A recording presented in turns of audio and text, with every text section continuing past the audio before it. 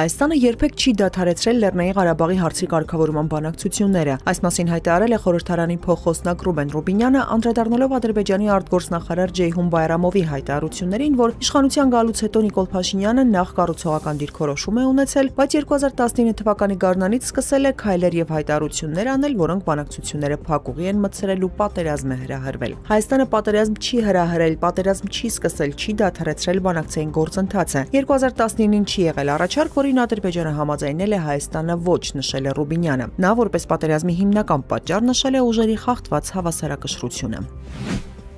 Հայաստանի զինված ուժերի գլխավոր շտաբի պետի նախկին տեղակալ Արշակ Կարապետյանի նկատմամբ հեռակավարույթ է հարուցվել։ Քննչական կոմիտեն հայտնում է, որ իշխանությունը չարաշահելու դեպքի առթիվ նախաձեռնված քրեական վարույթի նախաքննությամբ հիմնավորվել է, որ 2021 թվականի մայիսի 12-ի լուսաբացին հակառակորդը Սև լճի տարածքում տեղակայված մարտական դիրքերի միջդիրքային տարածությունից հատել է Հայաստանի պետական սահմանը շուրջ 3.5 կիլոմետր խորությամբ, հայտնվելով յուրային դիրքերի թիկունքային հատվածում եւ նպաստավոր բարձունքներ զբաղեցրել։ Ըստ կոմիտեի Արշակ Կարապետյանը մարտական դիրքերը թողնելու վերաբերյալ անհիմն բանավոր հրաման է տվել։ Կարապետյանի նկատմամբ խափանման միջոց է ընտրվել կալանքը, հայտարարվել է հետախուզում։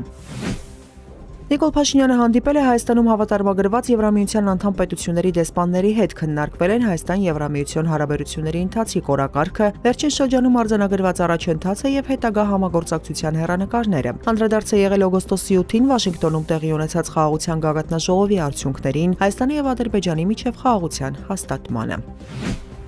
Վրաստանի եւ Ադրբեջանի սահմանին ռազմական ինքնաթիռ է կործանվել, ըստ տեղեկությունների այն թուրքական է, պատահարի պատճառներն ու մանրամասները հայտնի չեն։ Թուրքիայի պաշտպանության նախարարությունն էլ հայտնում է, որ Վրաստանում վթարի է ենթարկվել Ադրբեջանից Թուրքիա ուղևորվող պաշտպանության նախարարությանը պատկանող բեռնատար ինքնաթիռ։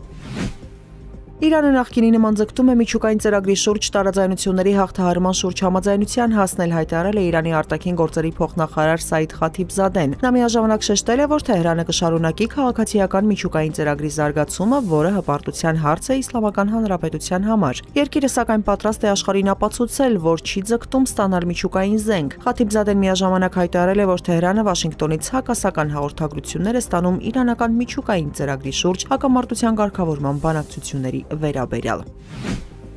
Միացյալ Նահանգները մտադիր է խոշոր ռազմաբազա հիմնել Իսրայելի Օտեֆ-Ազզա շրջանում, որը հարակից է Գազայի հատվածին, հայտնել է իսրայելական աղբյուրը։ Հաղորդվում է, որ օբյեկտը նախատեսված է Գազայում գործող միջազգային ուժերի համար հրադադարը պահպանելու նպատակով, այնտեղ կարող է տեղավորվել մի քանի հազար զինվորական։ Բազայի կառուցման արժեքը գնահատվում է շուրջ $500 միլիոն։ Միաժամանակ նշվում է, որ նման մեծածավալ ներդրումը կարող է քաղաքական հակասություններ առաջացնել Միացյալ Նահանգներում, որտեղ հանրապետական կուսակցության մի մասը դեմ է արտասահմանում ամերիկյան ռազմական ներկայության ընդլայնմանը։